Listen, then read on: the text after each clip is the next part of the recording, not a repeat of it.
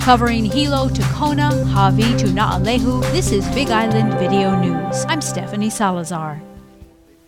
The Oahu attorney accusing numerous Hawaii Island Circuit Court judges of war crimes held a news conference in Puna on Thursday. And on my client's behalf, I was authorized to file complaints with the international courts, as well as protests and demands with the United States Pacific Command, demanding that the U.S. Pacific Command investigate the commission of these felonies. Speaking from the home of Kale Gumapak in the Hawaiian Paradise Park subdivision, Dexter Waiama made headlines earlier that same day, claiming that the Criminal Investigation Section of the Hawaii County Police Department was looking into the judges for allegedly denying defendants a fair and regular trial in foreclosure and ejectment proceedings at the courthouses in Hilo and Kona. It is clear Hawaii continues to be illegally occupied. The United States has usurped that occupation in violation of treaties existing between the Hawaiian Kingdom and the United States, in violation of international law, as well as in violation of the U.S.'s own Constitution. Waiama says a number of banks who initiated the complaints for foreclosure and ejectment are also being investigated. My clients filed criminal complaint reports with the Hawaii County Police Department and with Officer Leland Pa. Now, it's important that Officer Pa, in fact, did receive these complaints, did assign all of these complaints criminal numbers, and did begin preliminary criminal investigation into these complaints. But the Hawaii County Police Department says that's not the case. Police say, quote, the representations as to the Hawaii Police Department's involvement in the investigation of alleged war crimes are inaccurate. The police department is conducting no such investigation, end quote. Waiama provided a large number of documents to support the validity of his accusation. Because we believe, and my clients believe, and a main reason for holding this press conference is that actions were being taken that seems to indicate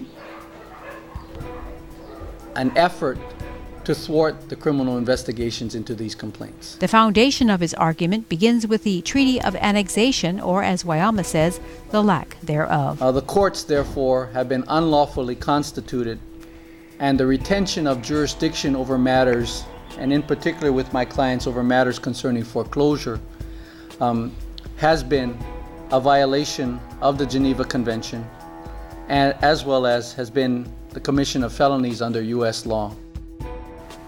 Hawaii police have identified the woman who died on Tuesday after she crashed her sedan at the entrance of the Fairmont Orchid Hotel. Police say 25-year-old Pamela Sue Gorman of Hawaii ran off the right side of the North Kaniku Drive and crashed into a storage building.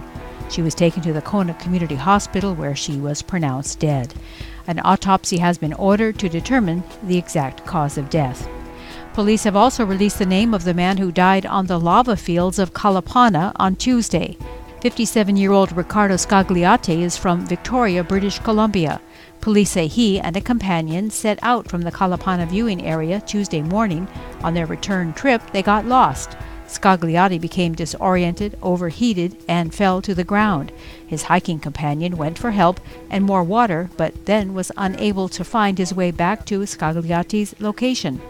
Fire department personnel later found his lifeless body with the help of a helicopter.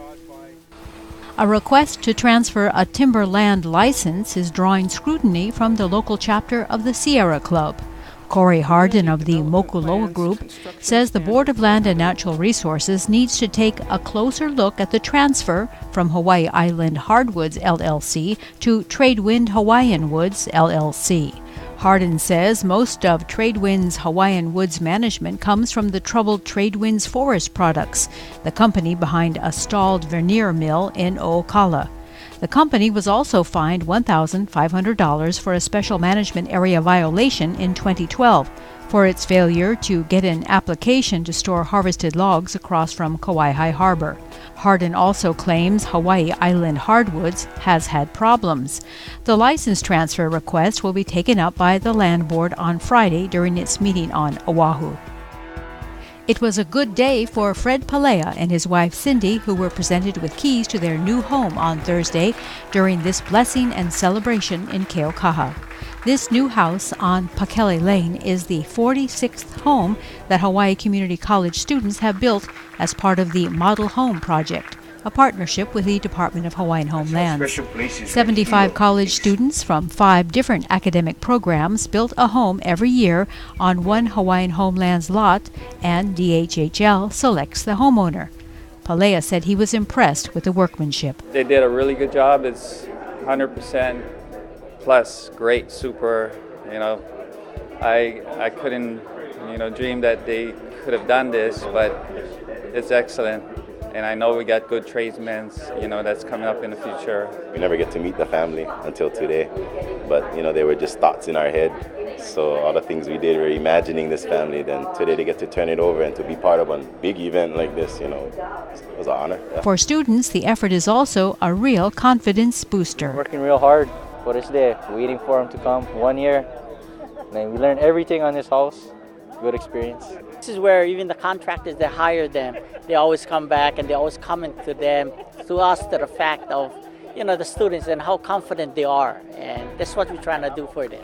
This is Big Island Video News for Friday, May 10th, 2013. I'm Stephanie Salazar.